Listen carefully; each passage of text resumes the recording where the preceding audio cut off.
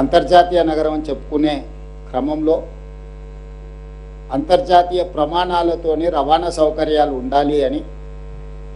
2004 ఆనాటి ప్రధానమంత్రి డాక్టర్ మన్మోహన్ సింగ్ గారు, యూపీఏ చైర్పర్సన్ శ్రీమతి సోనియా గాంధీ గారు, ఆనాటి పట్టణాభివృద్ధి శాఖ మంత్రివర్యులు జైపాల్ రెడ్డి గారు, ఉమ్మడి రాష్ట్ర ముఖ్యమంత్రి డాక్టర్ వైఎస్ రాజశేఖర రెడ్డి గారు, వీళ్ళందరూ రాష్ట్ర కేంద్ర ప్రభుత్వాలు కూర్చొని ఈ దేశంలోనే అత్యంత కీలకమైన, ప్రపంచంలోనే గుర్తింపు కలిగిన హైదరాబాద్ నగరంలో మెట్రో రైలు ప్రారంభోత్సవం గురించి, మెట్రో రైలు నిర్మాణం గురించి చర్చ జరిగింది. ఆనాడు దేశ రాజధాని ఢిల్లీలో ఉన్న మెట్రో, ఆ మెట్రోను ఆదర్శంగా తీసుకొని అంతకంటే అద్భుతమైన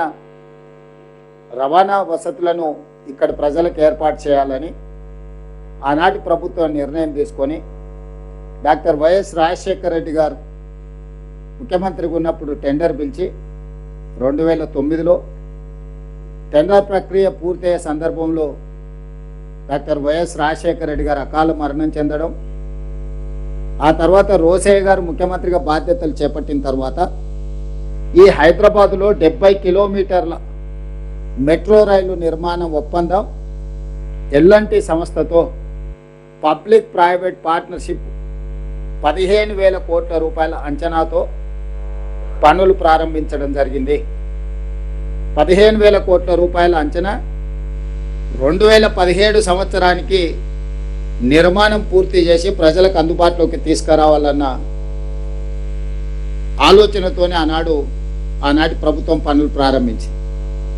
జూన్ 2, 2014 నాడు తెలంగాణ రాష్ట్రం ఏర్పడిన రాష్ట్రానికి ఆనాడే ముఖ్యమంత్రిగా కల్వకుంట్ల చంద్రశేఖరరావు గారు ప్రమాణ స్వీకారం చేయడం, ప్రమాణ స్వీకారం చేసిన చంద్రశేఖరరావు గారు వేగంగా మెట్రో రైలు నిర్మాణాన్ని పూర్తి చేసి